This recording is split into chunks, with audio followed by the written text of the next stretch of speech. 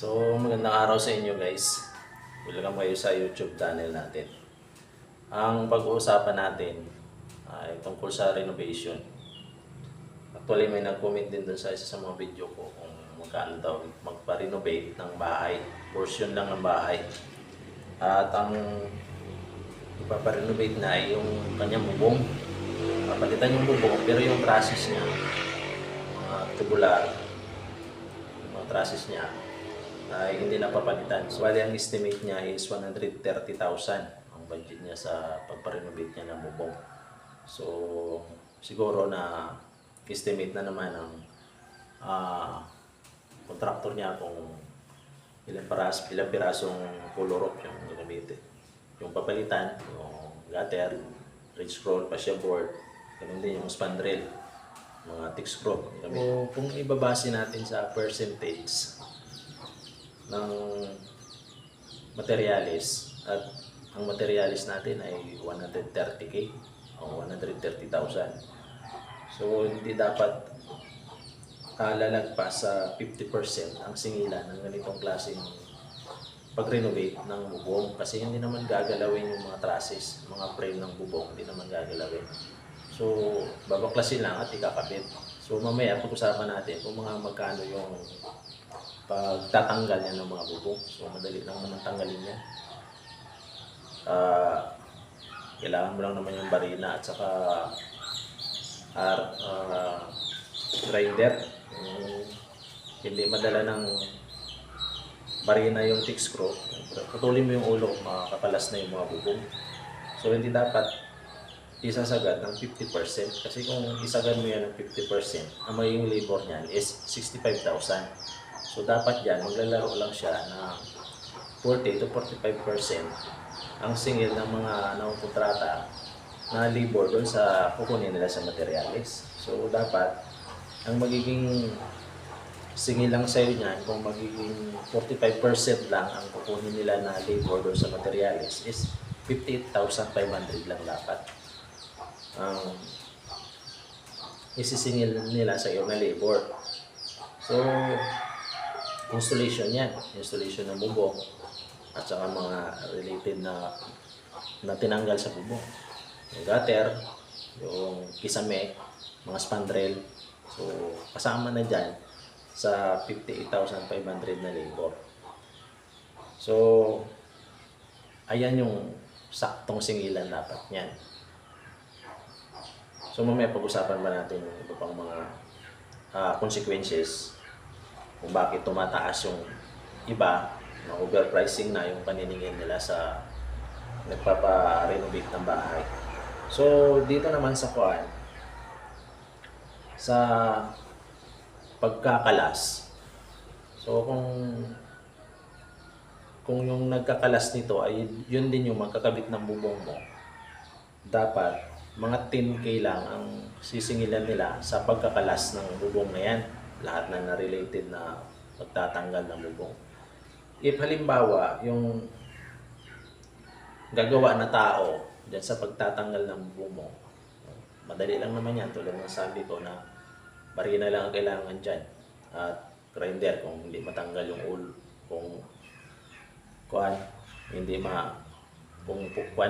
ng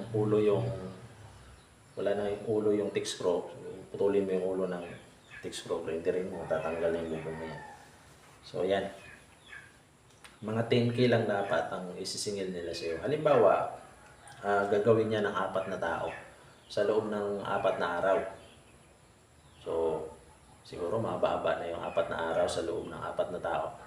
So mahaba-haba na siguro yung 4 na araw sa 4 na tao na gagawa niyan. So if ever na ipagpalagay mo na 650 yung bawat isang tao, yung 4 na tao na yan sa loob ng 4 na araw, nilang gagawin pagkakalas niyan is 10,400 lang.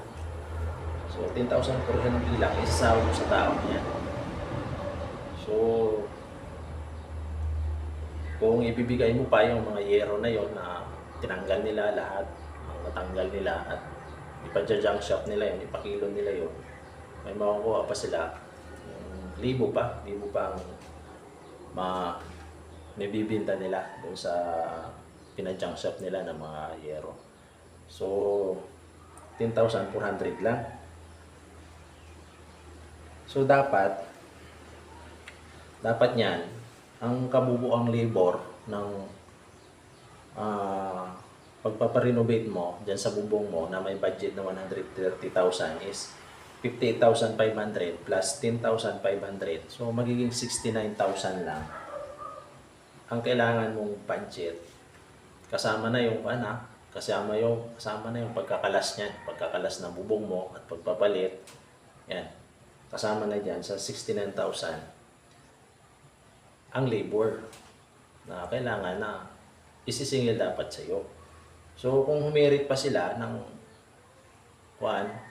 halos 5,000, so 75,000. 75,000 ang magiging labor mo. Halimbawa ay magpapadagdag sila ng 5,000. Halimbawa, kinontrata na nila.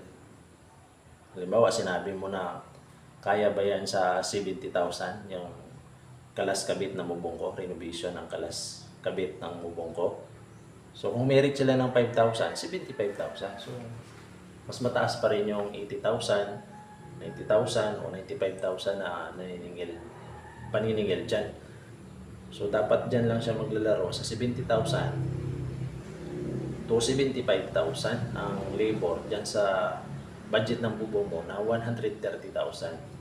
So siguro ang iba nag-overpricing sila kasi alam nila na sila lang yung manggagawa dyan, sila lang yung kontraktor dyan, wala silang kompetensya.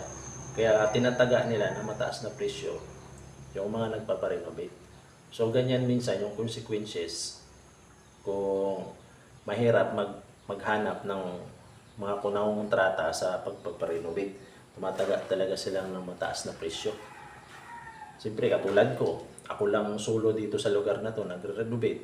So, pagusto ako kung magkano yung isisingil ko. Pero sa tingin ko, mataas na yung mga 80,000, 95,000, 90,000 na paniningil dyan sa 133,000 o 130,000 na.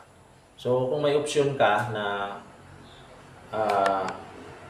may iba pang manggagawa dyan, so, pwede mong bulungan na lang kung kaya ba yan ng 70,000. So, sa mga kumpanya nga, pag ganyang renovation, nagbibid sila eh.